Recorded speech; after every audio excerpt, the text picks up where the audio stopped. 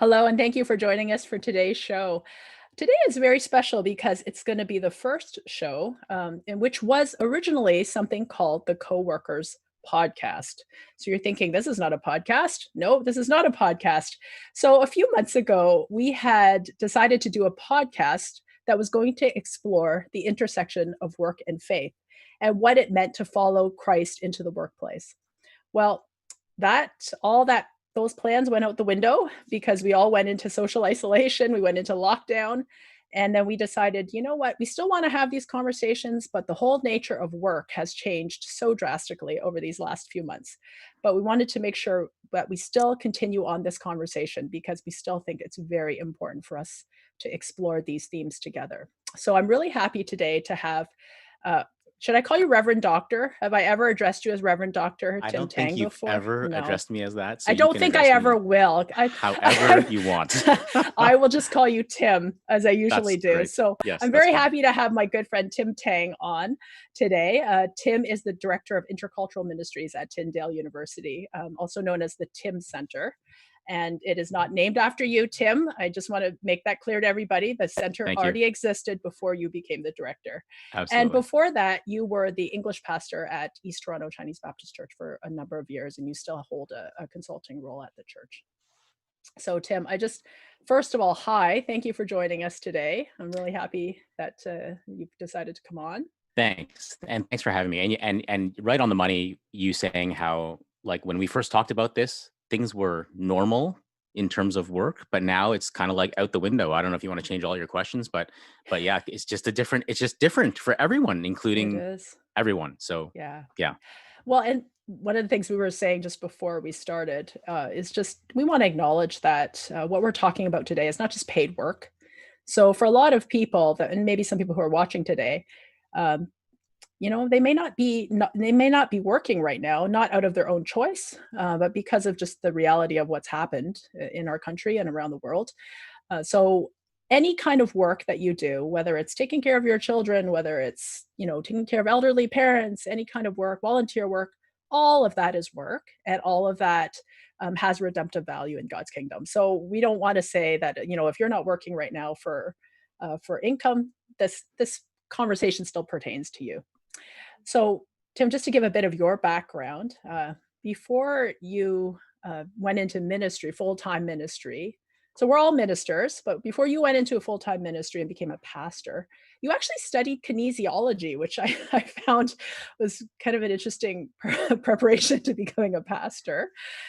Were there people in your life, though, who affirmed your calling? Like when you finished school and then you said, you know what, I'm going to go to seminary and become a pastor. Were there people who said, are you crazy? You just finished a kinesiology degree. Um, y- yes to all of the above. I mean, sorry, like where do I begin? Like, when I first decided to go to seminary, I wasn't 100% dead set sure that I was going to be a pastor, but I knew I wanted to, even in my mind, not how I define it now, but then I knew I was devoting myself to full-time ministry. So, as I was sharing that with people, definitely there was affirmation from friends, peers, even teachers and mentors that I was sharing that with, and people would say, wow, I really see that in you.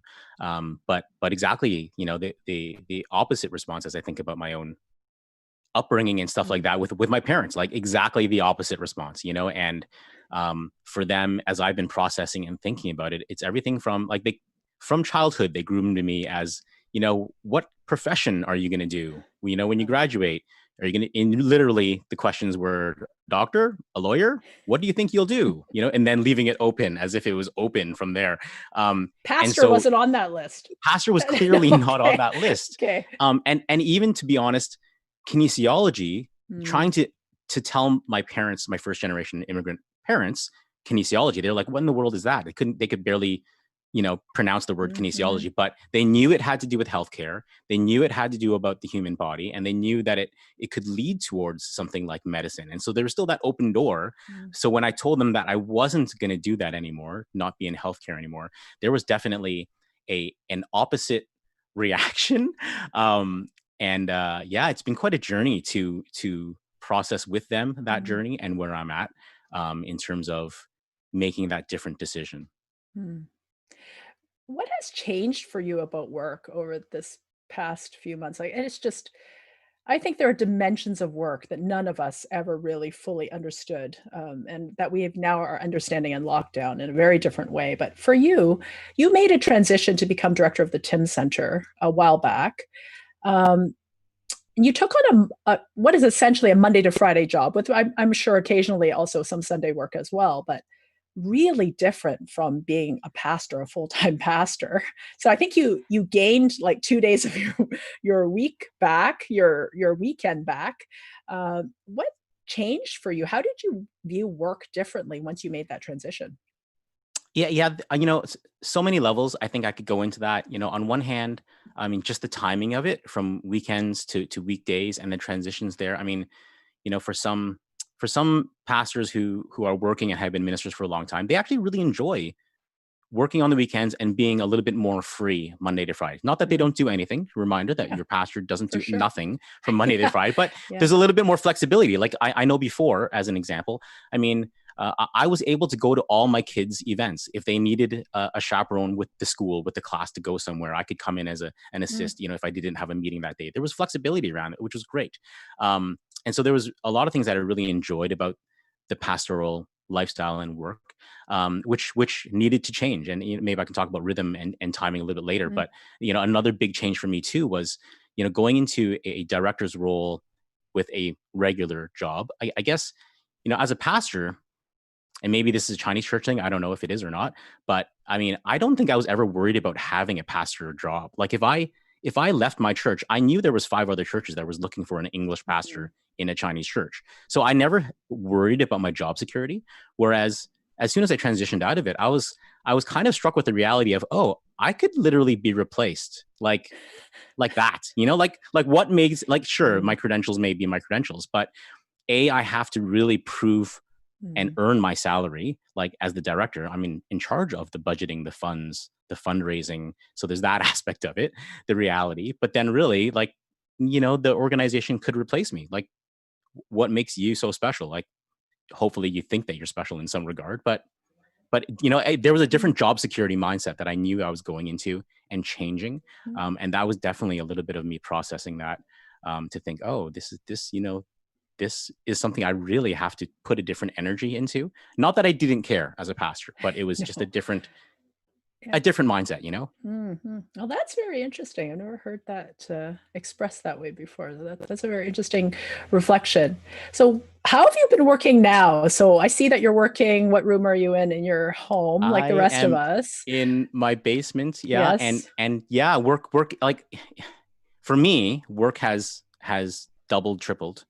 I feel like I've definitely had to try harder at drawing boundaries, because you're just always working now, and Mm, that's been interesting as I've talked to people, because people either have lost their jobs, or yeah. people who still have jobs are trying to figure out what does work look like, because it's not the same busyness. And then there's others, and I can resonate, where it's doubled and tripled. They feel like they're just constantly working, on top of the fact that you may or may not have children, and I do. I have 3 kids, and so managing their schoolwork and managing their day and making sure they're not running to me saying, "Dad, the internet's not working. I can't watch YouTube," is not, the crisis question that I was paid to take care of. But yeah, that becomes part of that mental space of trying to figure that out. Mm, And um, I do think I've grown to be better of saying, when Friday comes, if I can. I mean, sometimes I mm, can't, but mm, most Fridays I've been able to say, you know what, I'm not going to check email until either Sunday late night or Monday morning. And to have that freedom to not think about work mm, is something that I've had to really enforce better in my mm, life, mm. than ever before. You once told me that when you were serving as a pastor, you had no idea what the work week was like for most of your congregation. Has that changed for you? Do you think that's changed for most pastors during this time of quarantine? Oh yeah, I think, and yeah, I've definitely talked to a few pastors. We were kind of joking before we started talking here about going live or recording, and that was a conversation I've had with a lot of pastors about Sunday mornings. Do they go live on Sunday morning, or do they pre-record? And a lot of pastors have started pre-recording their Mm, sermons, and those pastors who have, as I've talked to a few of them, not every single one of them, some of them really immediately said to me, "Wow, because my sermon was recorded on Thursday, it's kind of nice that I'm just relaxing on Saturday night and Sunday because they've never experienced that before. And really that was my transition, where, for 20 years as a pastor, always talking to congregants, they'd say to me, or in some way or another, "Oh, I'm really looking forward to the weekend." And as a pastor, you can verbally say, "Oh yeah, great, I'm really looking forward to the weekend." But most pastors don't look forward to the weekend, like really inside, because that's when you have to preach. That's when you have Right. to, produce. That's when you're meeting people, when you're not meeting people every single day in a large group. Mhm. And so mentally, I was saying, or verbally, I'd say, I'm looking forward to the weekend too. But Mhm. now I really understand that. Like, no longer am I preaching every Sunday. No longer Mhm. am I leading meetings, teaching Sunday school, leading Bible studies. Um, but yeah, now I can actually say, oh, I'm looking forward to the weekend because I'm not checking email on Mhm. Saturday or Sunday. And so that's something I've never experienced for like 20 Mhm. plus years. And the whole rhythm of life is so different, right? When you're a pastor, to when you're working in another job, uh, you kind of on Fridays, most people are just kind of starting to relax and kind of get into that weekend mode. And then that's when you're gearing up as a pastor, right? Because everything is really based around that Sunday coming off. Yeah. And, Your and energy I, is there for the Sunday.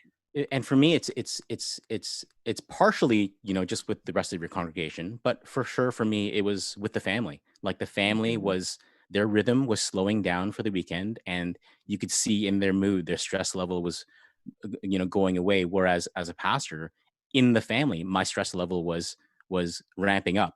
And so, for me, being in sync with the family Mm, was something that I was starting to mm, experience more so. I probably experienced that more when I went on sabbatical a number of years ago, but I was reminded of that idea mm, of being in sync with the family, with the people you live with. You'd like to mhm, be in sync with them, and I think there's definitely a resonance that mm, changed mm, when I made this mm. transition.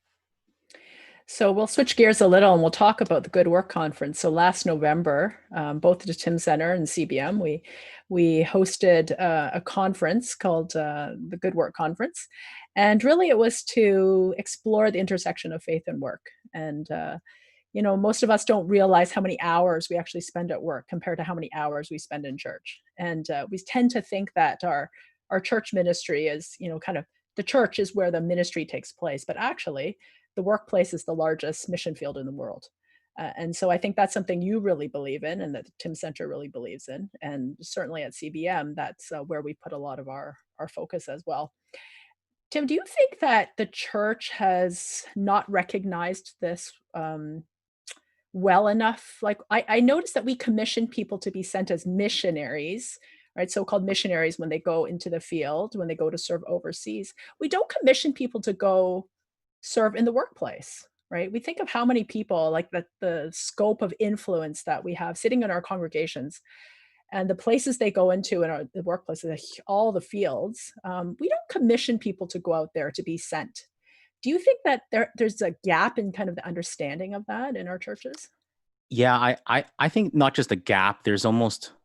I think there's a fight going on, where Mm, people feel like they are completely two different conversations, and yet they're not, right? And just like mm, you said, mhm, the majority of people's time is at their workplaces. And on the flip side, we find that sometimes when people get so involved in church, they're no longer building relationships with the yeah, natural people that they're seeing from Monday to Friday. yeah. And so yeah, in church practice, we're doing so much to just to over glorify. I think church gathering Sunday, there's something sacred about it. I'm not going to say that there isn't, Mm, but that doesn't, when we do that, when we over glorify that or mm, over emphasize its sacredness, then at some level, we've also said that these other things are not sacred, and yet mm, they are. Like, mm, God created all things and said that they're good. So how do we still redeem those things? And that's mhm, something, yeah, for sure, our church has tried hard with. For me as a pastor, it was beyond just how can we pray for somebody as their profession, because I think at some point we were worried about leaving somebody out, right? Oh, let's have all the teachers come up and pray for them, but well, I'm an educational assistant, am I really a teacher? And you don't know where to draw the line. So one thing as an example is not just to pray for them, but to have them speak at the pulpit. So that's something we've tried hard at, that it's not just the pastor who speaks and interprets scripture, but together with people who are mm, not paid pastors. They too interpret scripture, study it, preach it, talk about it. And that's been a long journey for us too. One of the things we're hoping to do through good work and this hub that we're creating, maybe I'm giving a spoiler, maybe I shouldn't tell people yet.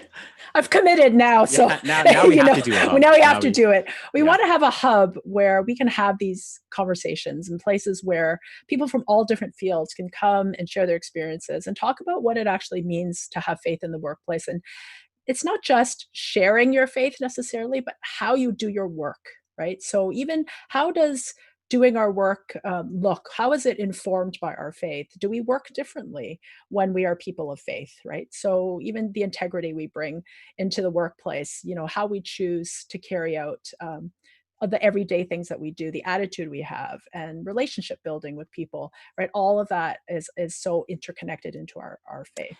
And I like the fact that, as you said, it's into the conversation, because, there's no perfect step for this is what we need to talk about. Mm-hmm. Listen to our 5 steps of, exactly what work and ministry look like, or how the intersection is. Sure, there's some great names and labels, but it's a conversation, because it's going to evolve. There's different ways to talk about it. There's different ways to listen to it. There's different ways to encourage people to have voices speak into it. So I think the conversation way of labeling it is great. Absolutely. And I was inspired at the conference just to see that there were people of all different ages and different backgrounds and professions that were interested in this topic, because I really feel like there's a movement of understanding around this topic of work and faith.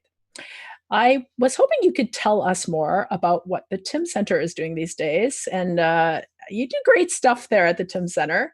And I just, you came to mind when we were thinking about what's happening around race relations and the talk of racism in Canada, which has been everywhere in the last few weeks, especially. It's just been so prevalent. And I think in a lot of our minds, I'm just wondering, do you feel like now is a time of new possibilities for the Tim Center? I mean, if ever there was a time for intercultural understanding, we need the Tim Center right now. Yeah. Yes, and yes. I mean, for sure, this is opportunity for us. Getting into the right spaces, raising the right conversation, and making sure people understand. Like, even for us, I mean, I still love the name, other than the fact, well, not other than the fact, it's not named after me, but the Tim Center, I mean, Tyndale Intercultural Ministries Centre, break that down really quickly. Tyndale, I mean, we're not a denominational school, so we're interdenominational. Like, we can work with any group, and yet we're educational. So we're not just a church, which I think puts some people into some corners. And then the word intercultural, I mean, some people, that's still kind of a foreign word. What does intercultural mean? And in some spheres, they're not sure what that means, but that's really any kind of relationship training, education, ministry between cultural groups. For the most part, we've been working around ethnicities and different ethnic cultures. And in Canada, it's been the more recent diaspora communities. The fact that, I mean, first of all, we're all diaspora. We've all come from somewhere. Yes. And so how do we further those relationships? And as much as we are a diaspora country, a lot of our ethno-cultural groups still kind of minister separately. The Chinese church does their own thing, the Korean churches do their own thing, the European Canadian churches do their own thing, and that's where I think the Tim Center has tried hard to build a little bit of equity between leaders who have come to this country, and as well try to be bridge builders. How do we build relationships between denominations, between ethnicities, so that we can work better together? Because that's clearly not necessarily happening. The good recent conversation around reconciliation and Black Lives Matter, that just really highlights the fact that we haven't done a good job. We haven't done a good job of building relationships, building what reconciliation means. It's not just about apathetically saying, "Oh, I'm okay with them. I have nothing against them." But how can you be better because you know them on a personal level? And that becomes the challenge of not just desire but necessity, where we can grow together across cultures. Yeah, I like that. And I think churches, I mean, I just feel like every church really should be working with the Tim Center to figure out how, because we've had these questions come up before, like, well, we have these people coming from these different groups coming into our church, and we really don't know what to do. I've heard this many times. We really don't know what to do. And I think, you know what, if you don't know what to do, maybe it would be helpful to contact Tim Center so that there is intentionality around what you do and how you listen well, right? And how you work alongside each other. Yeah. Yeah. And the Tim Center has never tried to be the expert at everything. I mean, Mm-hmm. so much of the Tim Center was built on 20 years ago of the fact that, academia was not talking together, parachurch was not talking, and the church was not necessarily talking to one another. And the Tim Center really tried hard at bringing all those groups together. So when somebody comes to us and say, Tim, yeah, there's these refugees that have been showing up. What do we do with them? Sure, we can offer training, but we also then point them to some of Yes. our connections and networks to say, hey, you know what? Maybe you need to talk to a refugee house in Toronto, and they can give you a better understanding of how to get equipped. Somebody else will come and say, oh, well, all of a sudden we have all these, this huge, Southeast Asian community growing in our Yes. neighborhood. What do we do about that? And we're not Southeast Asian experts, but how do we bring in our partners to say, hey, let's share and talk together and raise that conversation more collaboratively. So how will people get in touch with you, Tim, if they want to find out more about Tim Center and what you're doing there? Yeah, I mean, probably the easiest place is through the Tyndale website, so Okay. Tyndale.ca. But even quicker, I guess, in some ways, is even if you Googled timcenter.com, that will take you right to the page that we have Okay, at the great. Tyndale site.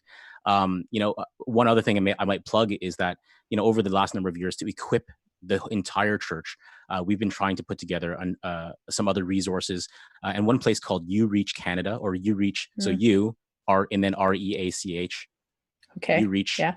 Toronto or You Reach Canada, two different sites, .ca. And that's been one place where we've tried to compile resources about demographics, about your neighborhoods, about different people groups, especially in the GTA and across Canada, for us to get equipped. And that's one place where we've tried to pour in a lot of our resources, our training, and just current data. The most recent study that we've been a part of is on multivocational ministry. So kind of related to this, where, we were founding a lot of pastors. They're not full-time paid by the church. And they're working two different jobs, because maybe intentional, maybe because they have to, because the church can't afford it. So what does that look like? And they go through different challenges and journeys as well. Oh, that's great. Good place to start, I think, for people who are just entering into this. We want to say hello to a few people who are watching today, Tim. I don't know if you might know some of them. Hello from Jeanette Lean Bales, who is listening from Lindsay. Hello, Jeanette. And from Patricia Nacho, who is one of our field staff in Bolivia. So hi, Patricia. And Gordon Bruce says, "Great to have you on, Tim." He has to say that because he booked you. Totally. Yeah, Gordon. Gordon says, "Good to have you on. This is the guest with the best recording tech." Yes. Oh, that is true. You have the best equipment so far. I appreciate that comment, Gordon. You win Gordon the knows I award appreciate for that. best equipment. Thanks. And then hello from Estella Ing. She says, "Great topic today. Great message. Thank you, Pastor Tim, for sharing, and blessings to you." And Michael Waddell, who is our field staff serving in the Philippines. They're home in Canada right now, but they serve in the Philippines around Marketplace Ministries. That's where they work under the Good Work banner. Right. This is their area of focus. And so very good to hear from Michael. He says, "Thanks for a good conversation today on CBM Calling. I'm grateful for the rising conversation on the integration of our faith with our work in the world." So I would urge people also to check out the Waddells page on our website as well, if they want to know more about what the Waddells are doing in the Philippines. Awesome. That's it, Tim. Great. Very good chatting with you. I always enjoyed talking to you. Thanks, Jen. Yeah. So thank you Happy to so talk much. about any topic from A to Z. Happy to talk about any topic on any given day. I can talk to you about any topic. So Absolutely. I enjoy talking to you. So thank you so much for being our guest today. I want to let people know that on Wednesday, we will be back with part 2 of our conversation on racism, featuring Cheryl Bear and Pastor Doss Sidney and Pastor David McCleary, who is from your church, My Tim. pastor. That's I'm your proud pastor. to say he's my pastor. So yeah, excellent. Is your pastor. So part 2 of that on Wednesday at 2:30. So please do join us. Thank you all for watching and have a great afternoon. Thanks a lot, Jen. Thanks.